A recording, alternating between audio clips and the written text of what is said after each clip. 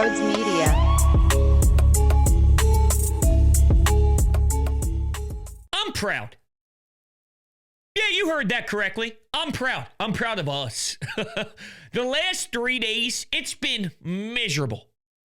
And you may feel Jalen is more of a problem than Nick. You may feel Kevin Patullo deserves the most blame. You may be upset with Howie Roseman for some of the decisions he made in the offseason. No matter where you put the blame, you may be disappointed in Vic Fangio and the way the defense didn't show the fuck up at all. But you know what? Being on the radio over the weekend, listening to a lot of the shows today, we're getting through this together. You can feel it in the air. This place is miserable. We are pissed. We are angry. We are not fucking happy. And we shouldn't be. But you know what? We're getting through it together. That's what makes this place special. The way the football team is playing is truly bringing the entire city, South Jersey, Delaware, I'm sure some people in Maryland, some people up in New York, Connecticut, the East Coast, hell, even people who live in different states all around the country that use their Odyssey app, that tune in here on YouTube just to keep the at-home feel. Oh, it makes me feel like home when I put you guys on. Those people too. We're getting through this together. And there may be a couple of fisticuffs along the way. Just like you throw your brother down to the ground and in the basement when you're 3 or 4, you hit him with an elbow and then you actually chuck him a little bit. It's okay. It's all love at the end of the day. You're getting toughness out of one another. That's how I feel we are right now as a community. So I'm proud of us. I'm so disappointed in the actual team. And I've been on the record now enough, screaming from the mountaintops that I put most blame on Nick. But I'm going to put that to the side for this show because, truth be told, for hours and hours and hours, I've poured my emotions out there about it. Nick's inability to be creative, I think, is really hurting this. Whereas if you plugged Kyle Shanahan in at head coach with this personnel, you'd be seeing wide open throws and rhythm, which is very key here. You'd be seeing so much dynamic football. You'd jizz. You'd straight up jizz. Instead, you're not even close to being horny. You're so turned off. Whatever the opposite is. I mean, that thing is limp. Limp? Sure, whatever. I think you get my analogy. So let's look at some other topics, shall we? Before we do, though, listen, Black Friday deals, you must maximize these moments. And what if I told you, you're not getting 10% off Emilio cigars. You're getting 20 if you use the code THANKS20 at checkout. These Emilio cigars are the best cigars I've ever had in my entire life. So whether it's for you, whether it's for a loved one, it's a perfect gift. The holidays are going to sneak up on you. You're going to go, oh, crap, I forgot. What about Uncle Jim? What about Uncle Bob? What about Uncle Steve? What about my cousin? I'm here to save you from that. This promo code ends Tuesday. So right now is the time to go to the website. Information down below. Old school roots, new school attitude, locally owned, third generation made at Fabrica Oveja Negra, Nicaragua. When I tell you from the bottom of my heart, these cigars are the only cigar to smoke. And there's so many options for you available online. Do not be a fool. 20% off. If you don't get it done now, you're only going to get 10% off. 20% off. Make sure you join the Emilio Cigar family today. All right, so let's start here. And it's a big picture view of the way the team is playing. There's just no swag, man. There's no swag. Think of the way DeAndre Swift ran the football. You could tell he was angry, right? You could tell he had something to prove. He was pissed off. They came into Philadelphia with a purpose.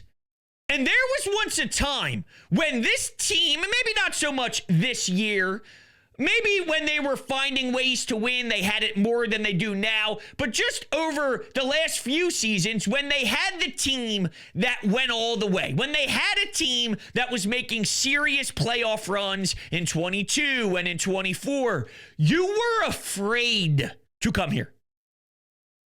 You'd be worried about your physical health. You knew it was going to be so hard, and there'd be so much damage done to your body. You would need 75,000 ice bags glued to every part of your body when you were getting back on the plane to go to your home. And there was nothing you could do about it. I'm watching Ben Johnson get naked in the locker room and start belly dancing, and the entire team celebrating, going nuts. Because that is a group that's all bought in. They're pulling in the same direction, and that's where that arrogance comes from. If you have 3 guys, for example, that want it, and 49, 50 that don't, you're toast. And it looks to me like this locker room, they don't really have the let's rally together mindset to get this right. They say whatever the hell they have to say, but does it feel that every single one of them, AJ, Jalen, Devontae, Nick, Patullo, are all getting together, not when they're supposed to. Hey, it's Tuesday, we go to the NovaCare. No. On a day that you're not supposed to. At a time where it's supposed to be family time. You're supposed to be hanging with your wife and kid. I'm sorry, babe. Not right now. This is killing me. I can't allow for this to spiral. Jalen reached out to me. He put me in a group chat with some of the others. I'm going to the facility. I'm putting in some extra time. We got to get this right. Is that what it feels like to you? Because it doesn't feel that way to me. In fact, I haven't heard a damn peep from A.J. Brown over the last few weeks. You want to know why? He's getting his touchdowns. He's getting his yards. Why isn't he on Twitch saying, we suck? I know I'm getting my yards, but we ain't winning, and I'm angry, and I got to hold us accountable, because before, it was about holding everybody accountable. That was the tactic. But now that he's getting his yards, even though it's coming in losses, zip it. And you're telling me it's because Jeffrey Lurie gave him a little spiel on the sidelines during a Friday practice? I'm not buying it a lick. It's because he's okay since he's getting numbers again. Even if it comes with a bunch of losses. And that's where AJ's mind's at. Devontae, I think, is so disgusted, but just keeps it bottled up internally, at least from a public view. And I'm not going to act as if Jalen has no hand in the cookie jar here. Let me be very clear. I believe this starts with the head coach. If you could say you could point the finger at anybody and be right, then it's the head coach. If everything is that out of whack, and everything is that broken, and everything is that flawed, where you can point at anyone and technically be right that they're a huge problem, then it starts with the head coach. Okay? But I'm not going to act as if Jalen doesn't have any fault. Jalen does. And this could be me kind of opening up that door now that I got my original stance out of me. Come on, man. Like, come on, dude. Come on. There's more being leaked from the inside about the way Jalen Hurts doesn't want to run the football anymore to preserve his body. And don't get me wrong, I think that is something that you should consider when you're looking at where your career once was. Ankle, and then you got hit, and then the concussion. And yeah, when you keep the rock, there is a tendency to take more hits and for your body to feel more pain. And you want to make it through the regular season to be there for your team. I get that. I don't think that's dumb. Where I think it's dumb is if this is the alternative, holy shit, then sorry, you got to add more layers to it, bud. Like if you want to remove this, and what I'm referencing, if you didn't hear, Jeff McClain of the Inquirer said that Jalen doesn't want this to be part of the plan. And Jimmy Kempski also reported it on the Philly Voice that Jalen has a big say in why they're not running the football. I'm a little upset that here we go again, that the locker room feels I must, or somebody in the organization, I must use this tactic to throw the quarterback under the bus publicly, which has been happening for months now. And it's twofold. What is wrong with you? If you feel there's a real problem, there's got to be other ways to address it. But then the flip side is, did they already go down that path? And they sat down with them and said, dude, do you see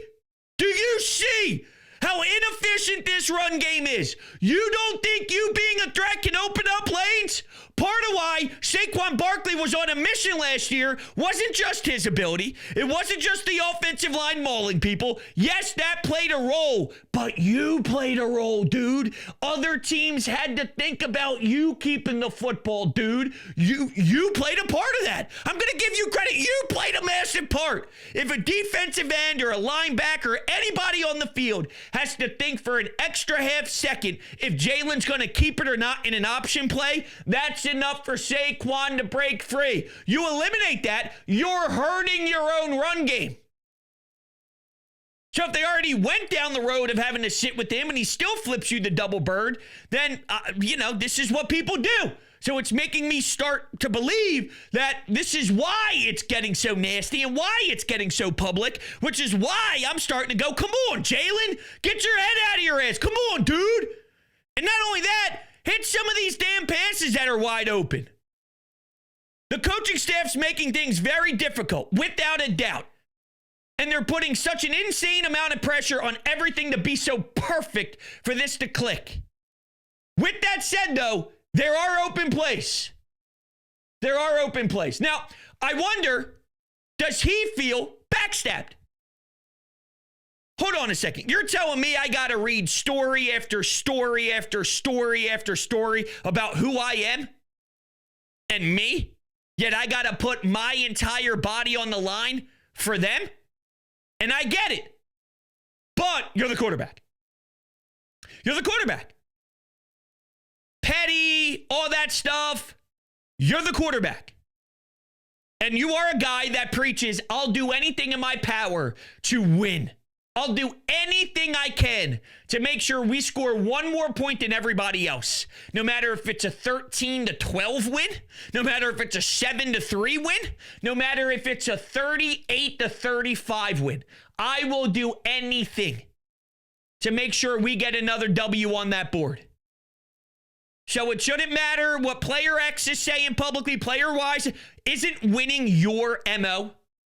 Then I need you to put that petty to the side and say, I'm willing to take some carries here. I'm not asking, by the way, for 15 carries for Jalen Hurts where he's not doing anything except for running the... That's not what I'm asking for, but I talked about swagger, right? I talked about personality as a team and like the lack of toughness.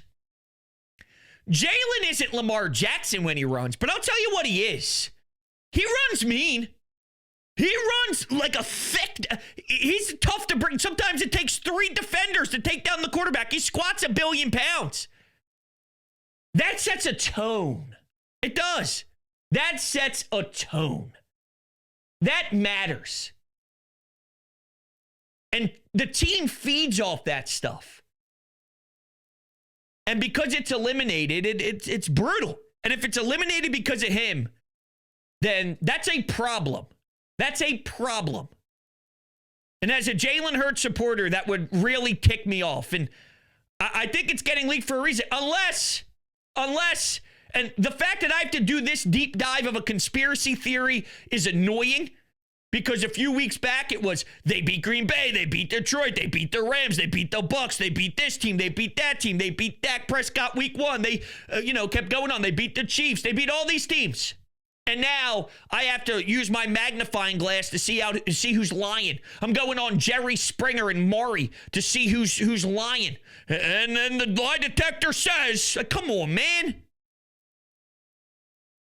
But unless someone like Kevin Patullo is getting bothered by all this, that he wants to try and make it seem like it's Jalen's fault more than his own. Or Nick wants to blame the stop, so they throw the quarterback under the bus wrongfully, which would be evil. And as much as I love Jalen, I don't think that's the case, but I'm willing to throw everything on the table because it's that nasty inside those walls. It's nasty. And Nick Sirianni spoke today, and he did say that KP was going to continue play calling. I don't know if I buy it, though. Because if you actually listen to his tone, he said that they're looking at scheme, they're looking at everything, they're looking to kind of assess what's going on. And he said, I don't think it would benefit to share what that is, the changes. And then he was pushed back on and followed up by a media member about, so does that mean KP still calling plays? And I think he said yes.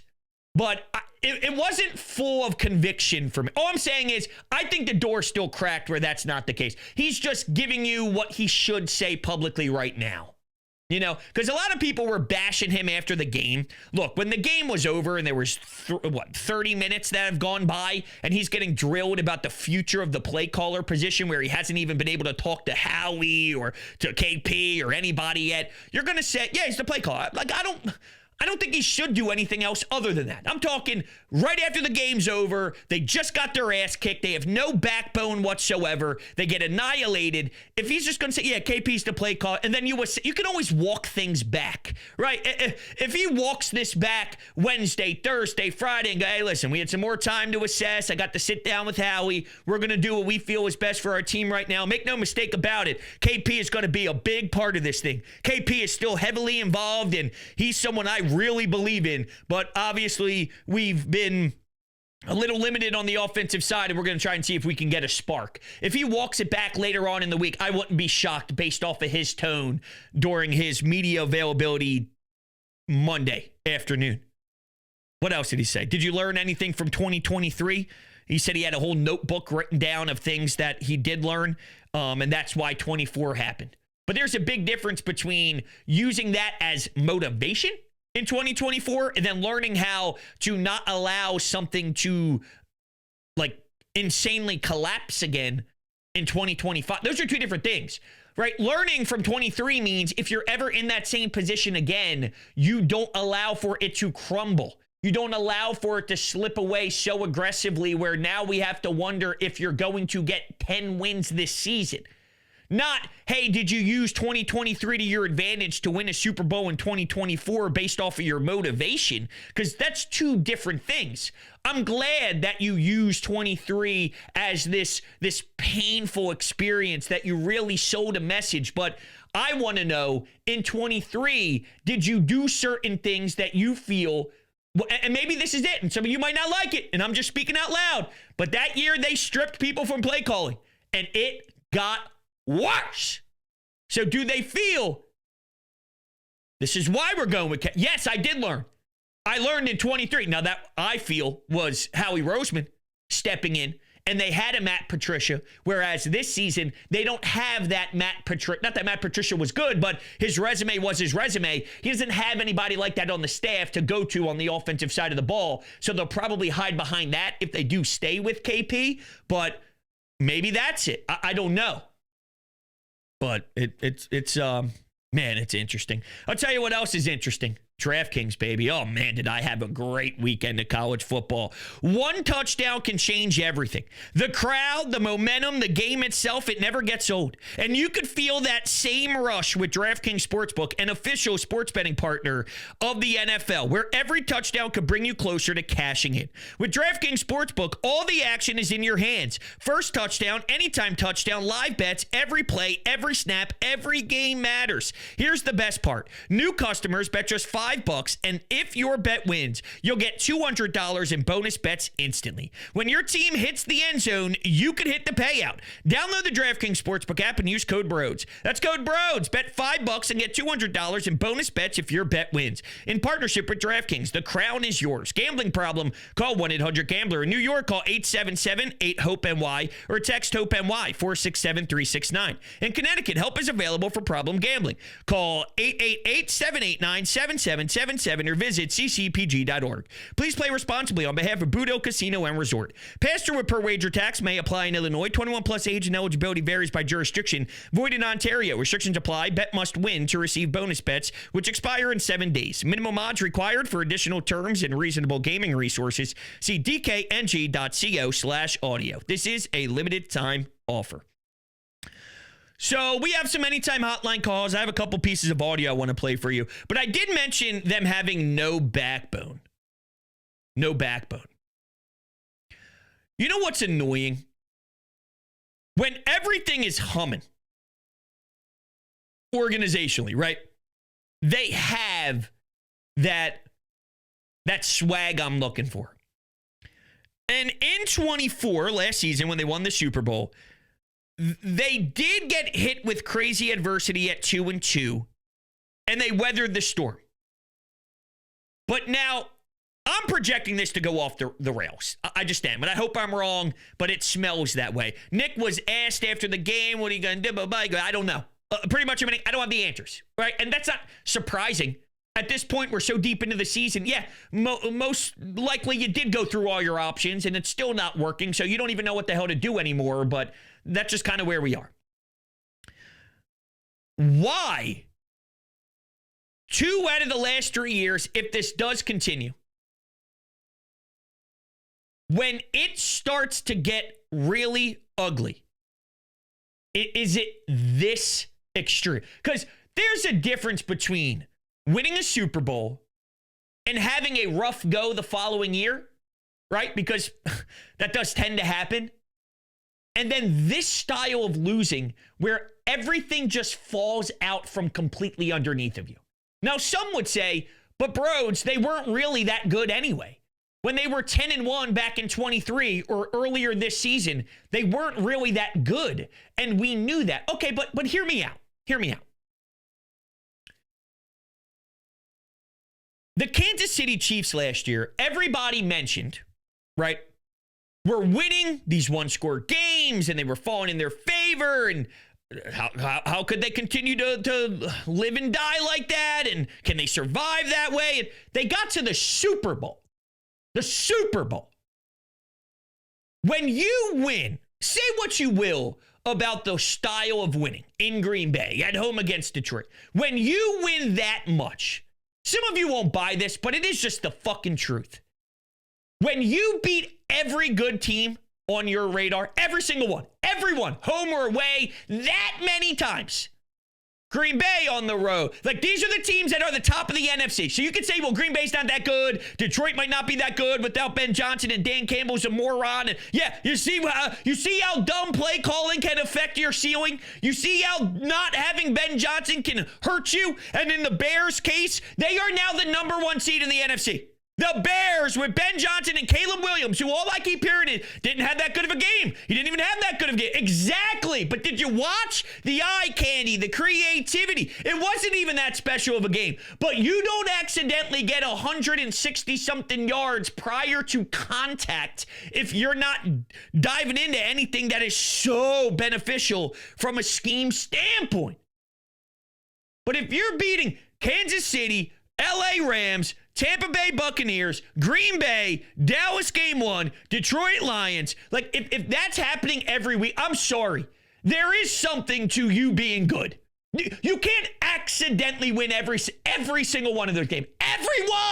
Everyone. You can't win every one of those and be this. You're not this, right? Maybe you're not an 8-1 record or a 10-1 record, but you're not, you lose 6 out of 7. It's not that. It's not you get ran out of your own building. It's not that. Maybe it's more of 12-5 instead of 14-3. Maybe it's more 11-6, right? Instead of 14-3, let's say. And it's not just about the overall record. It's like how you get there, right? You win your first 10 and then you end 11-6. Well, that's not what I'm saying. I'm saying like in a real season where there's real flow and real legitimacy, and you kind of play at a pace that is 11-6. Not you play at a pace that you're winning 16 games and then you fall flat and win 11. So maybe your team is what an 11-win team should look like, or a 12-win team should look like, instead of a 14-win team. Like, maybe that's what it is. But when you're winning as much as you were, and who you're beating and the opponents you were seeing, and at home and on the road, I'm sorry, there was something to that. It's not, they were really not great. No, but they were, though. They were. To some level, they were. Maybe we got carried away. Maybe we went a little overboard, but there's a difference between going overboard and then being a team that's compared to the New Orleans Saints and the New York Jets offensively. That's sort of my point. All right, what was I got? No backbone? I don't know. I don't remember. I kind of got a little discombobulated in my own brain right there. I'm not going to lie. All right. Hotline calls, yes, pulling those up now. While I do that, let's listen to Joe Giglio. I thought Joe Giglio said something pretty interesting today during the midday show, and it was about Jalen Hurts, and this was it. I thought the biggest reason on the field Friday they lost the football game was Jalen Hurts. I thought he was terrible. And I don't say that very often about Jalen. I mean, sometimes I'll say he wasn't good enough, or he didn't have a good game by his standards, or, whatever. I thought, and I haven't said this many times over the past few years, I thought he was terrible on Friday. He didn't play well. He missed people. He barely was over 50% completion. He had 2 turnovers. That interception was horrendous. He cannot fumble on the tush push. It's the only play we have that is supposed to work all the time. He cannot fumble that football. And, we're going to go back to a lot of plays from the game and unpack it all. The play where he's got Devontae wide open, which should be for a walk-in touchdown, and him and Devontae not on the same page. All right, so with that play, yeah, the not being on the same page thing, I think, sort of just describes the dysfunction of this team and how they're just not one. They're not together. That should be automatic, right? You should be able to do that blindfolded. You should understand exactly if he's going to sit, if it is a slant. You literally can't miss that play unless something is really wrong with the togetherness in that locker room, and that's true. But what I really wanted to point out was sort of how he expressed that not many times do you see Jalen that bad. And I couldn't agree more. That's why I feel something is significantly off for him to look that bad. Not many times would you see it be that egregious. So when I hear CJGJ, or not really hear because he didn't say anything, but when he was on with Shady and Acho while he's in the locker room or whatever, dancing, celebrating, and they were asking him if he knew what was coming, and he did this obnoxious wink, and they all started cracking up, there just has to be a correlation somewhere for me where Joe Giglio is admitting, not many times is it this. We may nitpick. We may say, hey, Jalen has to do X, Y, and Z better. Or, hey, Jalen did just enough, but he left a little bit of meat on the bone. And that's all fair criticism. But that was vomit trash bad. And maybe it was just a bad day. Or maybe there's something wrong for a quarterback like that to play that awful and to have this many people scream, we know what's coming. This is so predictable, it's laughable. It's laughable. It's so elementary that Greg Cassell doesn't even have words to explain it. So you don't think these defensive coordinators are going to have something for these easy easy concepts and routes? Of course they are. Of course they are. And that's sort of where I'm at with the Jalen, the scheme thing. That's not to let him off the hook, because there are plays to be made. But I feel when there's plays to be made, while there's so much stress on every tiny little thing to be perfect and so right, and it's gotta be, everything needs to be so perfect for this thing to work. Football doesn't work that way.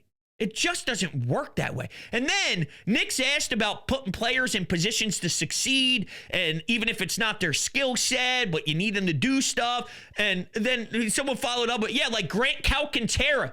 Why do you have Grant Calcaterra blocking? He doesn't block. He went into the details of pretty much not answering whatsoever, vomiting out of his mouth, saying, well, sometimes you got to tip your cap to the other team because they're utilizing their personnel. You're asking Grant Calcaterra, someone who sucks at blocking, to block. What do you think's going to happen? Oh, man. It's crazy. Ray Didinger was on with the morning show and talked about Nick Sirianni getting more of the blame than KP. Ultimately, it all falls on the head coach's plate, doesn't it? Yes, it does. I mean, it does. I mean, it does. I mean, you can say Kevin's calling the plays, but Sirianni's got the headset on. As the head coach, he has oversight. And listen, there were some things that happened here, and I know Petula's been getting killed all season. And in some cases, you know, I kind of get it. I do. I understand the frustration because this offense has been coughing and sputtering like a 57 Chevy since week one. I mean, we all know it, and it's been frustrating to everybody. And as the offensive coordinator, the guy who holds the cards and makes the calls, yeah, he's certainly responsible for it. But, I mean, there were plays in this game, and there were things that were done in this game that had nothing to do with the call and had everything to do with the execution, and a lot of it went to the quarterback position. But, I mean, in that one series there, they have a big third down play, a really big third down play, and there's a really good call. They come out with a good formation. They make a really good call. It's a quick slant to your best receiver, Devontae Smith. He's open, you know, and there it is. I mean, he's right there to catch this ball, not only convert the third down, but with a lane to get to the end zone. And the quarterback throws it behind him. He throws him an uncatchable ball. Well, you know, that's not on Petula. Petula was sending the right personnel, and he called the right play. The quarterback didn't put the ball on the receiver. You know, and ultimately Petula is going to get blamed for it. Oh, you know, he called another lousy game. Well, he didn't there. I mean, he did his job. The quarterback didn't do his. And that's kind of where we are with this team. It's, you know, the one thing that Sirianni keeps saying over and over, and I will agree with him on this, when things go the way things are going for the Eagles this year, it's never about one guy and it's never about one thing. It's about everything. And that's where you are with this team right now. And so ultimately, yeah, I mean, I would probably say, yeah, I hold Sirianni more responsible because he's, you know, Petula may be making the calls, but Sirianni has allowed it to get to this point, and here we are, you know, 12 games into the season, and you still haven't answered the questions we've been asking in week one. Yep. Yeah. Now, he's so right. And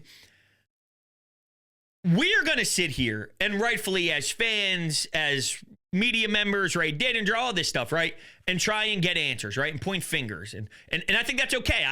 I got no issue if you're going to drink a 12-pack and hang out with your boys and you're going to sit around a campfire and you're going to talk about, oh, how could this happen? Start Tanner McKay. That's what we do. We're sports fans. It's all good. We're going to try and dissect it to the nth degree. And that's all we did during Thanksgiving. During Thanksgiving, I'm over at my wife's, my mother-in-law's, my wife's mom. Blah, blah, blah. Hey, what do you think? We're screaming. Oh, you're an idiot. Oh, you're an idiot. Oh, fuck yourself. Hey. It's what you do. The problem is, I think they're doing the same thing inside those walls. You shouldn't be doing that. You shouldn't be doing that. They're finger pointing. They don't want to be blamed. Go fuck yourself. A little bit of there. You're the problem. No, I'm the problem. You're the problem. Blah, blah, blah. Instead of, let's put the bullshit behind us. See, and this would go to Jalen blame. I don't think Jalen is approachable for that. I really don't. I don't think he's very, very open. He's very willing to have the I don't know. I think he's a very weird, unique personality, and that's going to hurt him here. He's strange. He's on the sidelines. He's by himself. He's riding the bike. He's not talking to anybody. He's got the stoic look. That's an area where I really need Jalen Hurts. And this isn't the first time we've heard this. We've heard that he needs to relate more with some of the guys and some of the defensive players. And there was a whole story about that a few years back when he was taking over, how he was very willing to open up. But I don't know what happened there. I don't know if winning the Super Bowl and Jordan Brand changed some of it. But I think that's an area that really hurts. Is they need to say, cut it. Let's do this together. But I don't think they want to. I don't think AJ wants to talk to Jalen. I don't think AJ and Jalen like each other a lick anymore. After the game, AJ Brown was asked, what's going on here? Are you getting open? Is scheme there? Oh, yeah, we just got to execute. Well, who do you think he's taking a shot at when he says that? Are you guys open? Are you guys getting schemed open? Are plays available to be made? Yes. We just need to execute better. Well, if you're getting schemed open, the writing's on the wall on who you're throwing blame at. And it's okay if you feel Jalen needs to throw the football better because he did.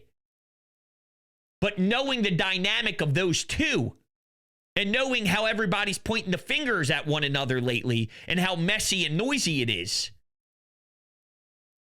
well, it makes it difficult. It makes it very difficult to get through these times. Just crazy. You know what helps, though? Something that I enjoy doing every night. Right? My good friend Hugh Douglas calls this the broccoli, right? We all love a little broccoli, a little grass, a little bit of that green, if you know what I'm saying. Well, my friends over at Camden Apothecary, not only are you getting the best green available, but you can also get 10% off when you go in and say Brodes sent you. So Philly fans, game day is stressful enough, trust me. Parking, traffic, long lines, even watching the team at this point. Yikes, we've all been there. But when it comes to your greens, Camden Apothecary makes it easy. And they are only 5 minutes over the bridge. This is the dispensary for sports fans just minutes outside of Philly with plenty of free parking. You'll be in and out fast, no hassle, no waiting. And they don't just care about your convenience. Camden Apothecary is all about the guest experience, and their staff makes sure you feel taken care of every time you walk in. Plus, they carry only the best quality greens at the fairest prices. So whether you're stocking up for the tailgate, the watch party, or celebrating a big win, you know you're getting the good stuff without overpaying. They even show love to the community with specials for fans, students, service members, and healthcare pros. Camden Apothecary, top quality broccoli, great prices, and an experience made for Philly fans 21 and up. Tell them Brodes sent you. 21 and up, 10% off. 10% off. Yes, we love the greens. The greens. Yes, we do. To the phones we go. Let's take your phone call, shall we? Hey, bros, this is Jake. I'm calling a day after the Chicago loss because I needed a day off from the way that they lost that football game. But you got players in the locker room like A.J. Brown saying that it's not the play calling and it's the execution.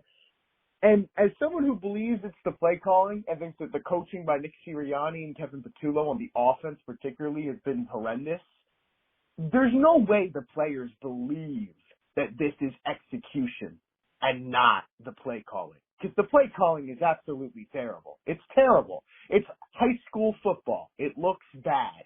It looks poor. You can't tell me that you got Jalen Hurts rolling his eyes after every play. You can't tell me the players genuinely believe that this play calling isn't coaching malpractice. But let me know what you think. Thank you. I appreciate the call, Jake. So, I have always been in the mindset of when you're around Shane Steichen, when you're around Kellen Moore and you win a championship, when you see the alternative, when you see the other option, right? And even when you're on the sidelines and you're seeing what Caleb Williams is getting with Ben Johnson, I got to imagine you understand this is Bush League. This is middle school stuff. This is unacceptable. But then I also feel guys like Saquon Barkley think I can succeed no matter what. And I'm so talented that I can do well. I just need a little more help up front. We just need to block a little bit better. I'm right there. They always say that. I'm 1 block away. We're 1 block away. We're a half a block away. They're lying, but I do feel some of them feel that way. Because someone like Saquon, when you're the best of the best, you're wired a certain way, where I almost wonder if they believe that they're so uber talented. A.J. Brown, for example, he doesn't think anyone can guard him. So he just feels any route tree, any concept, anything, anywhere is good enough for him to get separation as long as the quarterback is throwing him the ball. Now, there is some truth to that. I do think he could win a lot of matchups. I think there are very limited amount of people that can do something, but then you watch the very banged up secondary with the Detroit Lions stick on him like glue. So maybe that should be a reality check for him. That's how some of these top athletes are wired. So it's probably a mix between both, where some of them do feel we can work like this, and some of them reflect back to last year, but I have a rebuttal for that. Some of them think, listen, we didn't do too much that was sexy last year. We just blocked better, and we ran better, and we hit certain gaps better, and other teams had to sell their soul to stop us in the run game, which opened up some lanes offensively, and that's when Jalen was able to cook. But what I would say to that is, if your coaching staff really thought they could just roll into the following season and nobody was going to get answers to you, then you're stupid. Then you're dumb. Then you're a fool. If you just thought you weren't going to skip a beat, your offensive line would be the same exact offensive line. Your run game would be the same run game. Everyone is going to do the same thing against you and let you just run through the league again with another historic offensive run game offensively. No way. So that's just coaching 101. Nick Sirianni has been very vocal since stepping into the league that he's all about his talent taking over. Less thinking talent taking over because they're so fundamentally sound. Well, they are so opposite of fundamentally sound because they're constantly shooting themselves in the foot with penalties. And not only that, I'll take it a step further. If you enter the league that way, and you preach it, and you praise it, and you say it over and over again, you've been in the league a long time now, Nick. Long time. You have to have something else. You have to have something else. In a way, there's something to be said about when Chip Kelly came into the league. It's this new innovative thing, and we got the pace, and he's pushing the pace. Okay. He did win a lot of games early. Then what happened? Well, it's just not sustainable. That style, not sustainable. And in a way, I'm looking at Nick Sirianni and I wonder, did this whole thing catch up to you? Maybe the simplistic view, and that was okay for a little bit when you have AJ 3 years younger, when you have, some of these guys like Lane Johnson at a different stage in his career, and Jason Kelsey, and Landon Dickerson had surgery this year, and Juergens doesn't look the same. And maybe you can get away with that when guys are in different stages of their career and at the peak of the peak of the peak. But what happens when they lose a step? You're telling me that you can't do anything with this? Well, I know Kyle Shanahan could. I know Sean McVay could. I know some of these cats out there, Ben Johnson could. If Ben Johnson had the play call sheet for this group, it would look so much different. It's not even funny. So it caught up. And the players aren't the same. You got to be able to do something about that. And he can't. He's so off base. And that's what irritates me. Back to the phones. Hey, bro, it's Mark from Nashville again. Man, I'm sick of these fans talking about C.D. Deuce was right. We needed C.D. We should have never traded Gardner-Johnson, blah, blah, blah. Man, nobody was saying this a few weeks ago when we played Detroit and when we played Green Bay. Everybody said we had a championship defense then. When the fact of the matter is we got bullied, outplayed, outsmarted, out-schemed. We just got beat down. I don't think the ceiling's fallen out yet. Yeah, we got some problems on offense, but we just got outplayed. I don't think having Gardner-Johnson would have mattered or not, man. So that's my take. Well, I appreciate your optimism. I think this is lost. See, they got outplayed, but they got bullied. And there's something to be said about losing any sort of dignity that you had. They didn't have much entering that game because you blew a 21-point lead to Dallas. But when something like that snatches your soul, there's a reason why you got outplayed. That's because you don't believe in one another. And that entire team went through a Super Bowl run and knew what it looked like to win.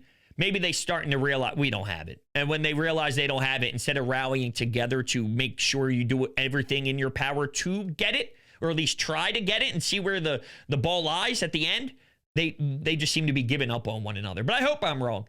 The CJGJ thing, it's funny. He's a pain in the ass. He's so annoying to deal with. I think Vic Fangio had enough of him and just said, get out of my face. You know, there's a reason why the Eagles said no, and then brought him back. Nah, I don't want to. Everywhere he goes, it's very limited. He gets kicked out where he was previously with Houston after we traded him and all that stuff. But every team he goes to is good. Every team he goes to good. Now, tape watchers will say he's not very sound. He'll take risks and things of that nature. And, you know, maybe he's not doing everything he's supposed to snap by snap. And he may leak a little bit on certain areas of the field. But he's just a real pain in the ass. Do I think he's making a difference on this team? No. Listen, the biggest issue with this group is the offense. If you had CJGJ and the offense is still playing this way, you're not changing much of the outcome. But I guess my point is I don't blame the Eagles for saying get out of my face. I don't. He's so annoying. Just so annoying to death. We only know maybe 5% of how annoying he is. It's probably so much worse behind the scenes. So I don't blame him. And no, I don't think he makes much of a difference. We'll take one more call. What's going on, bros? I don't understand what needs to happen for this team to wake up and fire KP. I might be going a little too far, but I think I'd rather see Chip Kelly back in Philadelphia. Fuck this dude, KP. He needs to fucking catch the first flight out of Philadelphia. You can't seriously have confidence to see a win in the playoffs with this offense. Thanks, bros. Looking forward to hearing from you. Well, thank you. I ain't going to Chip. I'd rather Kevin Patullo call plays than Chip Kelly. Now, I know you're just being facetious and you're being all fired up, and I get that. I'd rather have restart. I'd rather have Kevin Patullo than Chip Kelly. Now, one thing I do want to say, all right, Kevin Patullo is a human. Everything I'm seeing online right now of people throwing rocks at us, I don't even know if it's real, fake, social media is not real, whatever. But, like, come on. You know, you could scream, he sucks, fire him, this and that, but come on. I mean, he's a human with a family. What is wrong with you people? I'm not saying you're doing that, by the way. That's fair. Your criticism's fair and anger's fair and all that stuff. I'm just taking it to the real life element for a second here. Come on. We're better than that. But yeah, Kevin Patullo's not good. I also believe that Nick Sirianni has a lot of influence on this, though. Now they have the very similar mindsets that I do believe in too. That they think football the same way, but this may be more Nick Sirianni than I thought originally. And would that change my opinion on KP? Probably not. No, but I just don't want Nick Sirianni off the hook because he stinks. Offensively, he stinks. For as much as KP stinks, that's Nick Sirianni too. So if you think Kevin Patullo doesn't deserve a job, which you're right to say that, offensively speaking, schematically, X's and O's, that means Nick Sirianni doesn't deserve a job. And he may be right with that. But I just want that to be, that's a bigger deal. That's a bigger deal. You can find a new offensive coordinator, head coach. That's a big deal. What else is a big deal is getting tickets at TickPick. I've never seen tickets so cheap in my life, ever. And when you see where these tickets are, you're not all the way up top. You're in the 100 level. $34, $35, $33. It's the holiday times, ladies and gentlemen. Get yourself a pair of tickets for your loved one, for your sibling, for your parents. It's a no-brainer. Not only that, I'm giving you $10 off your purchase as well by utilizing the code Brodes10 at checkout. So you're getting cheap tickets, you're sitting very close, and you're getting a free $10 off. Nothing is better than that. You have no excuse. Go to TickPick. Something I don't want to hear is, Brodes, tickets are too expensive. Well, the reason why you feel they're too expensive is because you're going to these wrong markets and they're blasting you with fees and this and that. You're spending $180. What are you doing? Go to TickPick. Get started today. Don't be a fool. All right, that's one of my big things. I don't like when people are fools. Listen to me, will ya? With that, I love you guys. You're the best. I'll talk to you on the next one.